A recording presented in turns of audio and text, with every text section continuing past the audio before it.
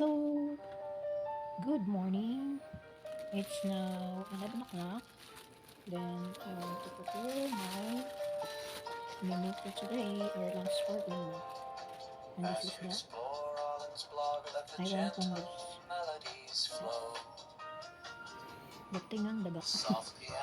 At ito yung ating tofu and carrots and beans. Ihahalo ko siya sa ating tofu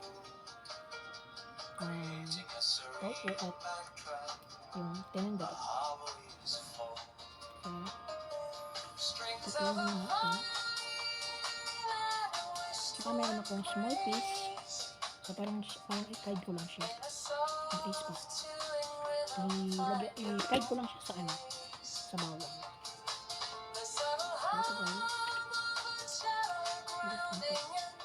Mabilis lang yung menu ko for today. Ayan. Malisin lang natin itong beans.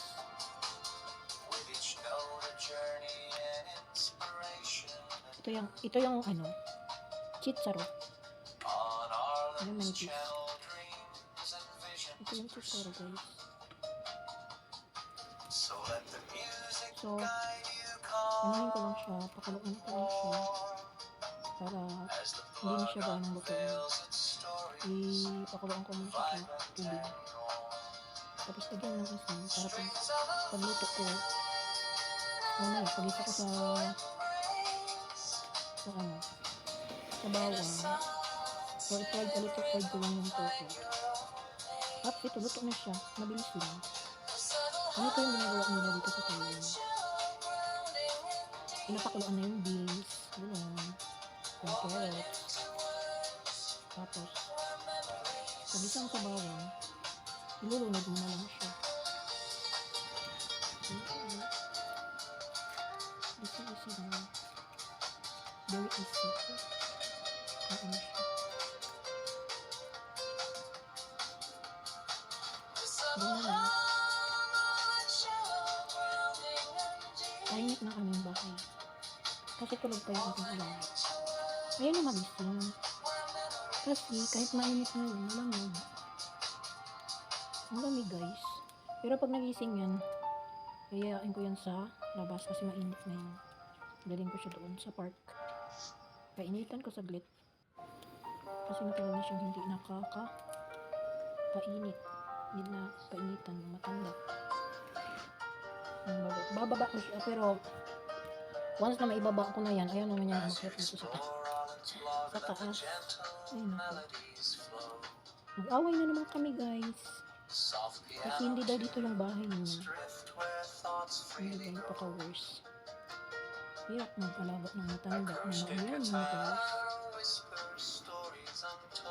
Yan na si Lola. Nakakalimot na siya kung saan siyang sakit. Sabi yan. Bo. Sabi niya, hindi. Ganun si Lola. Diba? Matapos ko din ganun siya guys. Ganun ulam na. Tapos mag-steam ako ng kalabasa. I-steam ko lang. Para madagdagan yung gulay niya. I-steam ko lang si kalabasa.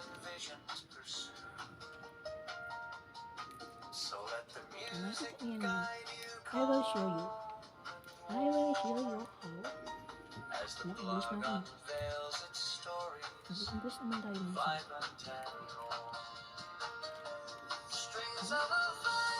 Tapos na.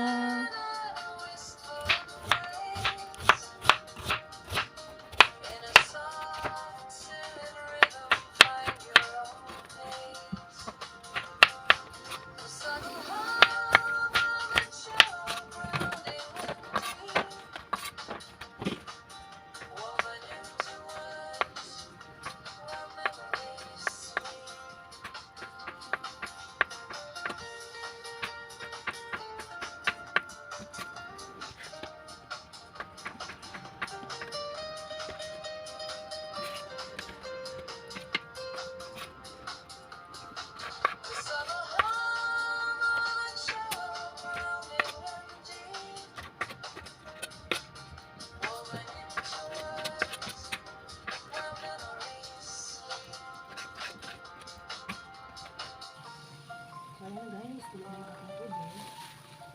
Haluan lang natin ito guys. Oops. Tapos, ano lang tayo na. 3 minutes. Tapos, bagong hinunod natin yung ating chicharon. Beans. Kasi matigas yung ating carrots kasi hindi natin panalasan. Sinunod na natin natin yung beans.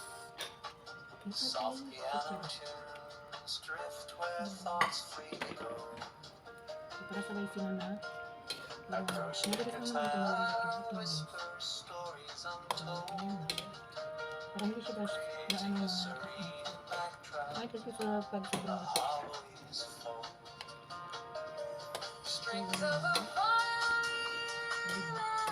so ito may lasa na to kasi ilagyan ko siya ng asin pinakulo ang tubig. So, pag naluto ito, malasa na siya.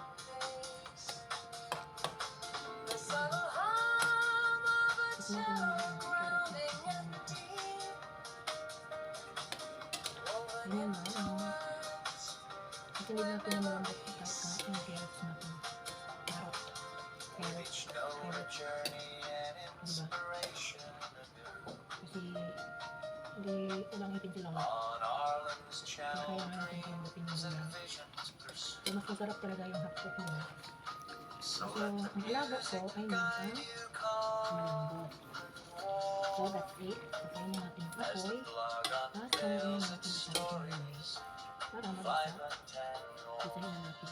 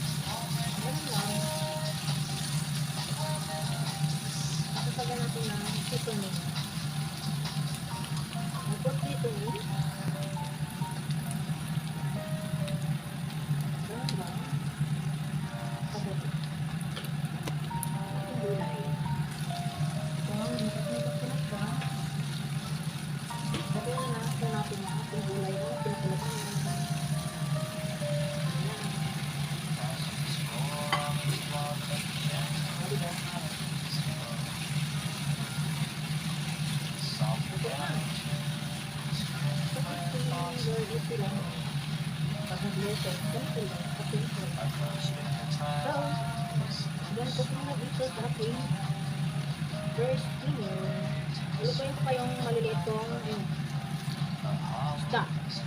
Bilis ba? Yung bilis kong maliliit ba? So, tikman ko muna. Okay. Bawang ka na.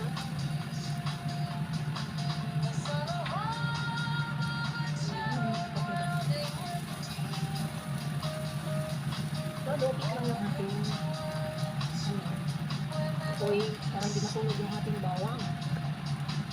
Ganyan lang para mabangat ang ating maliit na engine. Kaya pag-lupit nito. Natutunan ko to doon sa dati kong lola. Ganyan lang siya pag-lupit nito.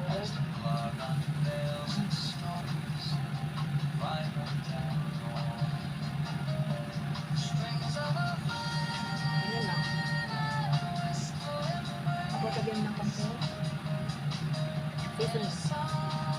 Yan lang, kasi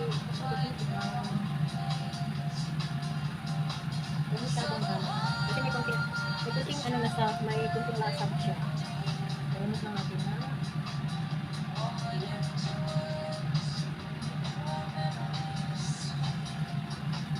Ganito pagluto ng mama ko. Tapos, inaano ni Lola sa pagkain sa luto. So, yun lang. Pero ito ngayon, toppings ko sa kanin. Kasi pag si Lola, kainin niya talaga itong muna lahat. Kasi inuuna niya yung ano, inuuna niya yung i-mix ko sa gulay. Salo ko lang sa gulay. Kasi unahin niya yung ulam. Mahuli ang kanin. Pagkain niya sa kanin, titingin-tingin ko sa akin. Kasi sa akin, sabay-sabay maubos pati ulam at saka kanin. Sa kanya, unahin niya yung ulam guys. Huli yung kanin. Kahit na anong turok mo sa kanya, hindi siya makikinig. Kasi gusto niya yung sa kanya. Tapos kung naubos na yung kanyang gulay at ulam, tapos ako nagkakain pa, tinitingnan niya yung aking pagkain.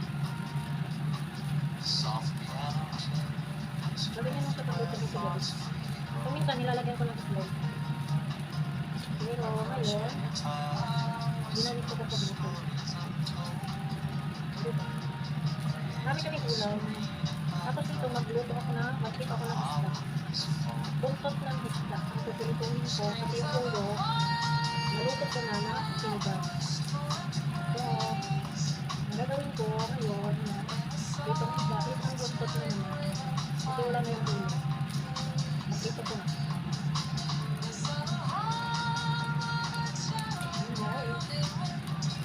Padry lang siya kasi parang mata siya eh. Galing ko sa nakagod. Sa freezer. So, padry lang siya. Tapos itopping sa kanin. Magpapakain kayo. Then, tapos na. So, yun na naman sa next nalulutuin. Oh, my God. Dito na kami.